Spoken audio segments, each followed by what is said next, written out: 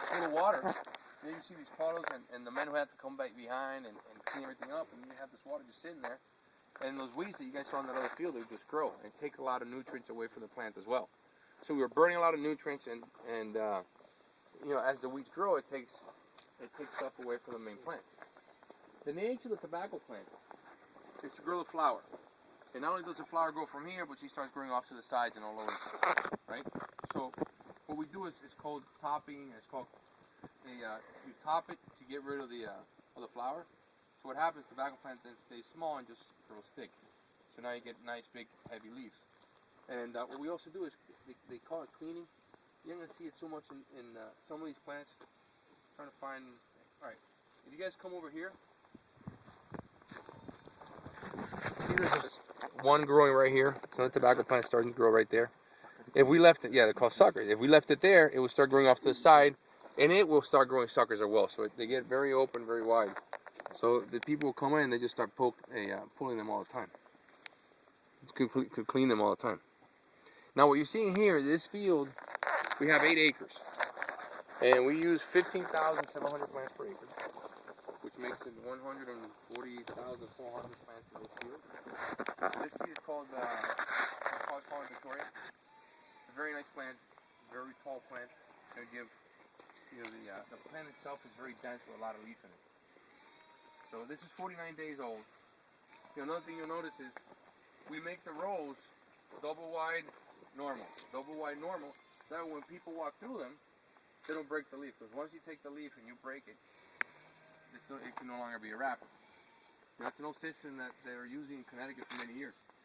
But in fact, Connecticut, what they do is they have this double wide, but then they draw out this long piece of cloth. So they put the leaves on, and then they have a bicycle. The guys get on a stationary bicycle, and they just start rolling it in that way. It's actually pretty nice process. Very simple, very old.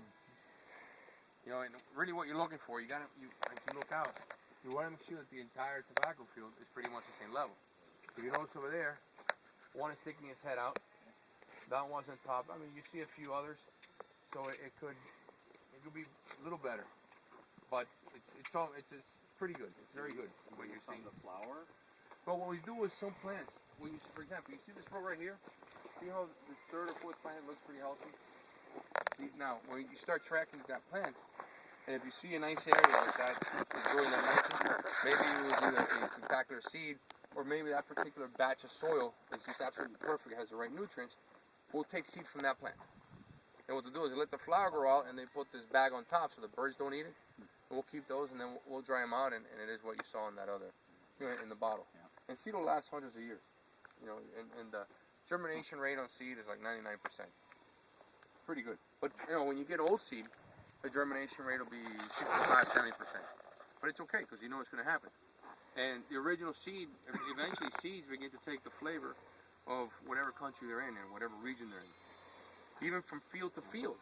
I mean, you guys see this field right here? I don't know if you guys noticed the one with the weeds growing next to it. Mm-hmm. The soil is a lot darker. It's a lot more, let me call it dusty. This is pretty compact. This is the kind of mud that if it rained, it would be slippery kind of mud.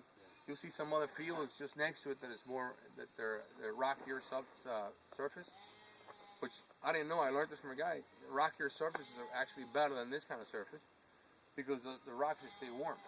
So then the root keeps working even after the day's over, like 3 or 4 hours. I didn't, one of these things that you learn from farmers. But everything you see is there's a reason for it. You see that the field is covered up on the sides. That's to protect it against the sun, actually against the wind and the dust from the side. Before we used to do candela, which is completely covered, shade grown. And we stopped doing it because we're not known for making thin or mild cigars. And what candela does is it forces the plant to raise to the top to search for that sunlight. So the plant comes out real thin, and that usually mostly for Connecticut seeds. Because Connecticut seeds will grow 7, 8, 10 feet. And they're beautiful, and you want it to be nice and thin. We don't want that. We're looking for body. You know, we're really looking for body. We want it to be nice and thick. And the way that the tobacco plants go, this will be the first priming right here. And then, probably second, third, fourth, and then you would have a fifth priming. This here is where the wrapper comes from, third and fourth priming. The Eiroa cigar, this isn't the plant, this is a different seed, but the Eiroa, that's where we get the wrappers from. So we get a cigar like Eiroa, we get a cigar like CLE Plus. We've already selected the field that we're growing the tobacco from. That's how much preparation goes into it. Why? Because I know that this field is going to give me the reddish color I'm looking for. It's going to give me this kind of body. It's going to give me this kind of strength. So now I'm going to take this tobacco from this field. I'm going to follow it through the whole fermentation process. And we'll see that later on this afternoon or tomorrow. And we'll